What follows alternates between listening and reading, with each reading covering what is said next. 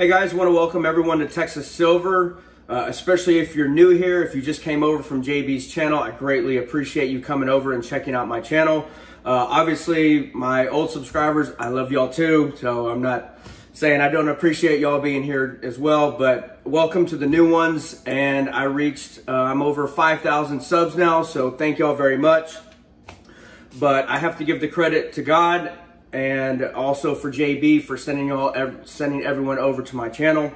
I know a lot of the subs come from his channel, so I greatly appreciate JB, everything he's done for me and for pushing my channel and all that. So if you're new here, welcome. I hope you stick around and like the content that I put out. So enough of that. Let me show y'all what we're doing today, because y'all, I'm sure, aren't here to hear me just run my mouth. So we're gonna put this 100-ounce silver bar right here in the ground. And then we're also gonna put some other precious metals in the ground. We're gonna go over the process on how I do it. I'm not saying this is the only way to do it. This is just how I do it. And so I think it was about 8 months ago, I did another video. I put 550 ounces of silver in the ground. And thanks to the comments below, I've actually changed a little bit of my strategy. So we learn from each other and we learn from the comments. So again, I appreciate all the comments. I'm not just saying that to be saying it, because I do learn a lot. And also, there's people on the channel that learn a lot as well. So again, this is what is going in the ground. I'm gonna vacuum seal that, but I'm not gonna do it on video just to save y'all the headache of watching that. If you want to learn how to vacuum seal, I'm sure there's other videos out there on YouTube to figure that out, but I'm going to spare you all that. I appreciate all the likes, everyone sharing the videos, the comments again, and if you are subscribed, please consider hitting the bell notification. That way you're notified of the next video that I drop. Okay, let me get this stuff vacuum sealed and then we will go from there. I'll be right back. All right, ladies and gentlemen, have it vacuum sealed, the bar right there, and the other precious metal vacuum sealed. Okay, so last time when I did this, what I did was I had Schedule 40 PVC pipe, and I put 2 end caps on it, okay, like this. And you can do that, but the only way that you're going to get the contents out is if you cut it. The 550 ounces I put in the ground, I don't plan on digging up probably for years, but I may actually dig it up in a year just to make another video and see what the silver looks like and stuff like that. But that would be for a long term. So say you want to do more short term, say you want to get to it quicker, or check the contents, change the contents, you know, whatever, and put it back in and not destroy the vault. So what you can do with that is you can get a cap that has a screw-on lid, and then the other side will get a cap as well. Okay, so I'm gonna go over the process real quick on how to do this with the glue and primer. Primer lasts forever pretty much. Glue, I actually was going to make this video and I went out and the glue that I had from last time had already dried up. So anyone that does plumbing or any type of handyman knows you probably have 20 cans of this and 1 can of this and it's probably dried out. So anyways, enough about that. So how you do this is you have the primer, and what you're going to do is the surfaces that are going to be touching, you need to prime with this. Okay, so wherever, and what this does is it just helps the glue stick, and I guess that's why they call it a primer. But I'm not a plumber, I've just learned a couple things over my lifetime. Okay, so I started dripping some of the primer on the countertop, so I had to grab a towel real quick. But I'm going to continue to do this, and I'm going to talk about other things. But so what I'm going to do, like I said, I'm going to prime both sides that are going to end up having contact with the caps.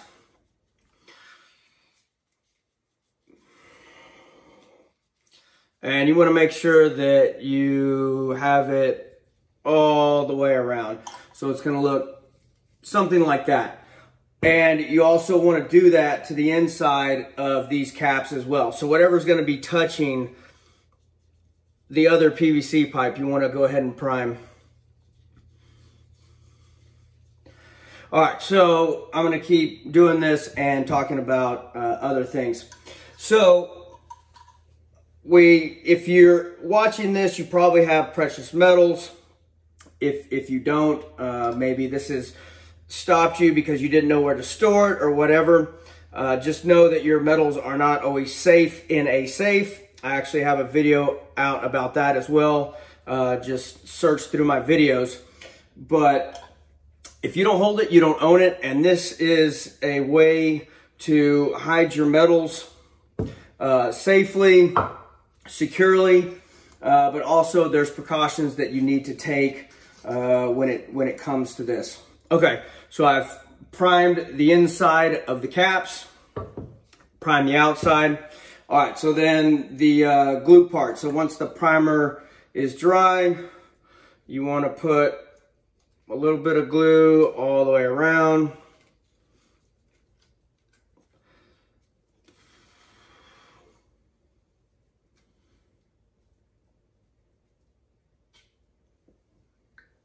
Okay, and when you put it on, you're going to put it on and you're going to twist. Okay, you're going to do that with both sides.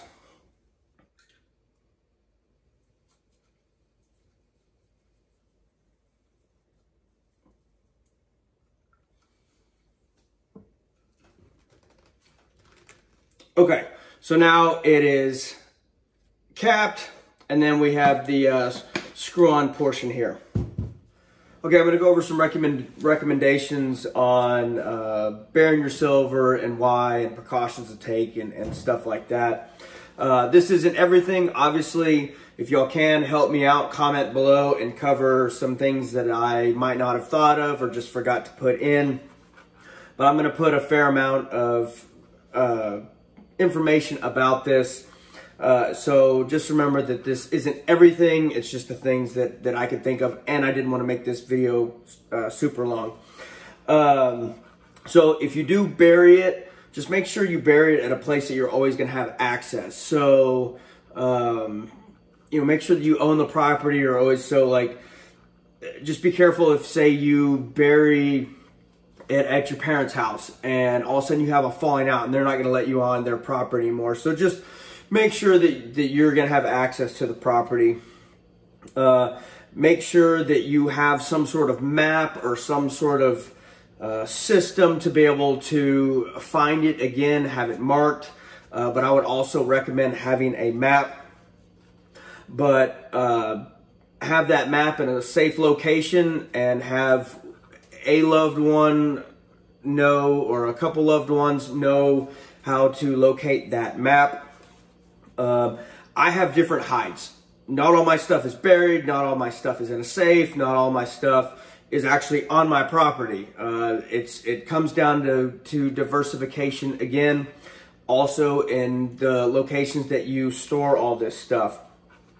And all my different hides and locations, the same person doesn't know about all of them. I have different trusted family members or friends or whatever that know about specific ones. Not one person knows about all of them. I mean, it's up to you what you do with that. That's just what I do. Okay, so here are some ideas on how to hide it and to mark it, stuff like that. So once you bury it, plant, say, a rose bush on top of it. That way it's always marked. And you know, hey, up underneath that rose bush, 3 feet down, 4 foot down, however deep you go, is where, you know, whatever fill in the blank is buried. You could also put it under a flagpole. So have a concrete flagpole, or just put a flagpole in the ground and know direction based off of a compass and distance. So say you put the pole in, it's 5 foot, at, you know, and use a compass and get degrees, or I guess you could just use, I would just use specific degrees. That way, if it's like, oh, it's just 4 steps north. Well, I mean, it's just like, unless you're going to do it straight north or whatever, just make sure that it can't be, I wouldn't put it too far from that location. So say it's like 30 foot from the flagpole. Well, then, you know, depending on how specific your directions are, you could dig up half the yard. So just make sure that your directions are very specific, but that's another idea. You could just do direction and distance from another fixed object. So maybe the slab, the corner of the house, you know, whatever. You could put a heavy planter over it. So that way you can move the planter, that way you don't have to dig up your rose bush if you want access to it. If you're on a farm or ranch, you could put, say, a tractor or an old beater truck or an engine block, or, you know, whatever. There's always stuff at the farm that is not being used and is just sitting out there collecting dirt, dust, rust, whatever. I would just make sure that it's a heavy object. That way livestock can't move it. Your kiddos or whoever, you know, won't pick up a stone and use it for, you know, just playing with, or, you know, whatever. Just make sure that it's a very heavy object. That way it'll also keep someone, it'll buy you more time if someone does find out about it, and you're going to know if that heavy object has been moved. You want to bury it at night, and I've heard that called midnight gardening. So especially if you're in a neighborhood. Out here, I'm not so concerned. I don't have any neighbors that are close enough that can even see what I'm doing, and I'm always out there doing stuff in my skid steer or whatever. So I mean, who knows? But if normally you're a homebody and all you ever do is stay in the house, and all of a sudden you're digging in the backyard in the middle of the day, you know, that may get your neighbor's curiosity. So I would do that at night. Also, I would have other security measures in place, especially if you're in a neighborhood, have cameras that are on that location. And a lot of times these new camera systems, they'll notify you with alerts when your camera goes off. So you'll be able to immediately see someone digging in your backyard, or fill in the blank, wherever you've hidden these objects, and you can notify the authorities and get them en route. So last time when I did this, there were comments about, you know, I recorded it with my cell phone and there's GPS coordinates now for the video, and don't do that. Look, ladies and gentlemen, I'm not worried about it. First of all, that 550 ounces wasn't even on my property. It was on someone else's property that I have access to. So if you come here looking for that, you're not going to find it. I'm not going to say where the location of this one is either, but if you come onto my property and you're digging around with a shovel, you're also going to be dodging other precious metals that are traveling at 3,000 feet per second. So good luck with that. Also, I have other security measures in place. So, you know, I don't care. So I'm not concerned about it. I appreciate y'all's concerns, but I'm not. But yes, I would highly recommend, if you value the amount of orifices that you have on your body and you don't want any more, do not come onto my property digging for stuff. Okay, enough about that. Multiple locations. So, like I said, I don't have all my metals in one place. So if you're going to bury your metals, I would recommend possibly having 3, 4, 5, 10, 15, however big your property is, how many metals you have, and how. But I would just caution you, if you have too many, you could forget about where they're at, which brings you back to the map and having everything spelled out where everything's at. Obviously, you want that map in a secure location as well. You might want to have some of it that you can get to quickly, and stuff that, you know, obviously that 550 ounces, it's going to take me a little while to get to it, just because of how far I buried it and all that. But I do have metals that I have very quick access to, and some that are semi-quick, and then there's others that's going to take me a while to get to. The reason why I don't recommend you keeping all your metals in a safe is, if I'm a thief and I come into your house, the first thing I'm going to go to is I'm going to try and find your safe, or I'm going to put a gun to your head or your wife's head or your child's head and tell them to open the safe. And what are you going to do? You're going to open the safe. So I would recommend having maybe some metals in your safe as a throwdown, and that's just to, if the thief comes in and you open your safe and like, this is everything, then they may take that at your word. They'll get away with a small amount of metals and whatever else you have in there, but they won't wipe you out. I do highly recommend you vacuum sealing your stuff if it's going in the ground, just because of moisture and all that. If your metals are in a climate controlled environment, I think this is overkill. If you want to vacuum seal some of this stuff here, or your metals, that's your prerogative. That includes your security. I don't see any reason to vacuum seal that if that's in a controlled environment. Even say if you want to even do it in your bug out bag, I don't even think that's really even necessary. I've heard of people doing that. My only concern with that is when you want to get to it quickly, you're having to cut open a bag.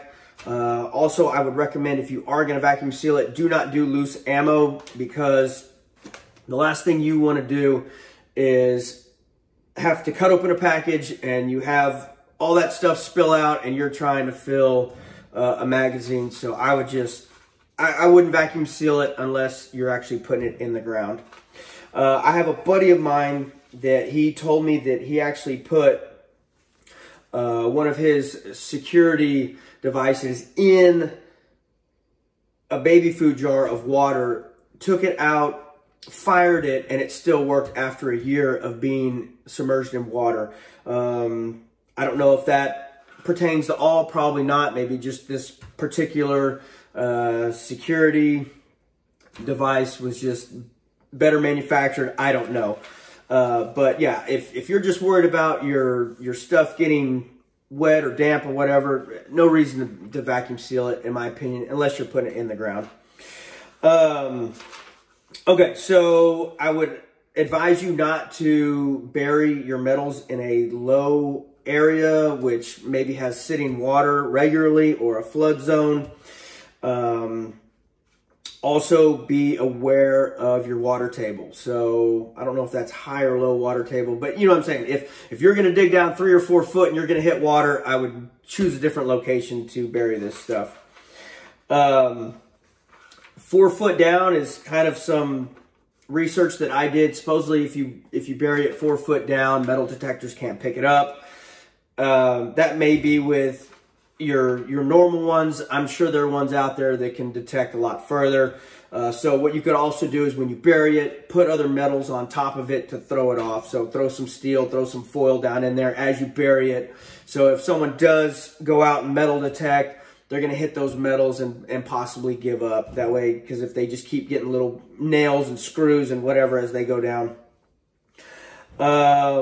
Just remember, if you do bury it, there's the risk of theft. I don't think there's 100% safe way at all to store your metals. I wouldn't recommend the vault storage, or obviously not in a safety deposit box. Please, ladies and gentlemen, do not store it in a bank. Just please don't do that. There are some reputable vault storages out there. If you just absolutely have to store them in a place like that, check out the place. Just do your homework. If you're going to store it in a vault, have that vault close to where you can get it, not across country, all that kind of stuff. Put other safety measures in place, cameras, dogs, all this other stuff to help keep these things safe. I know I've probably gone on longer than I wanted to, and y'all are ready for me to bury this stuff. So I'm going to quit rambling. And again, comment below if I missed anything, or if you have any other ideas that'll help everyone out. Thank you very much, and we're going to go outside.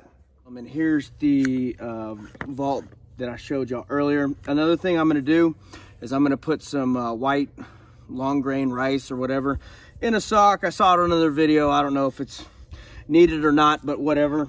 But here's the bar. Here's the other precious metals. There's the sock. and I put some silicone on the inside. I don't know that it's required, but in the grooves, and just to save time, I didn't show that. But there's some silicone, and that'll help seal this up. And then I'm gonna use this just to tighten it up.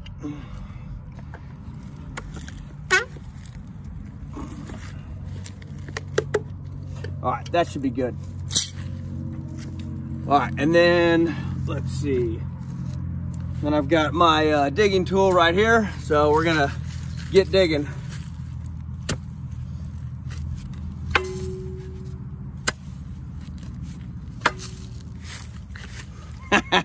Who am I kidding? Anyone that's seen this channel knows that I'm gonna do something that is smarter, not harder. So let's move this, and I'm gonna go get the digging apparatus that I'm gonna use.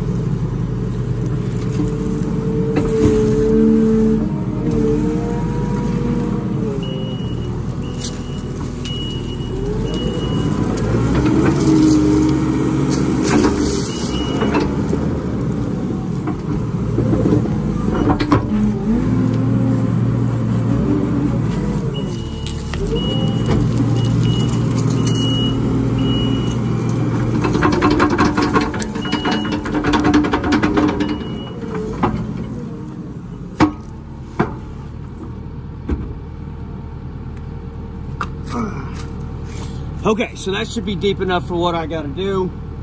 Here she is, going in the hole. And then I'm gonna go ahead and cover her up.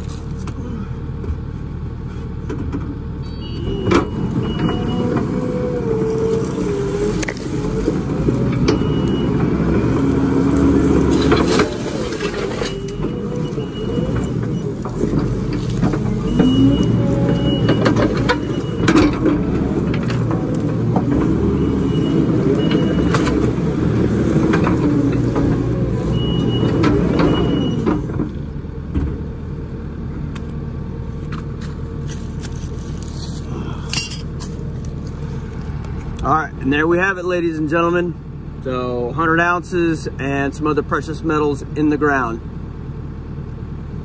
For y'all that are new here, probably were curious of what I just used, but it's my Kubota SVL 95. It's what I use for a tractor on the place, on the ranch. It does all my heavy lifting and all that. I'm not gonna go into all that. That's another video of why I have that over a tractor.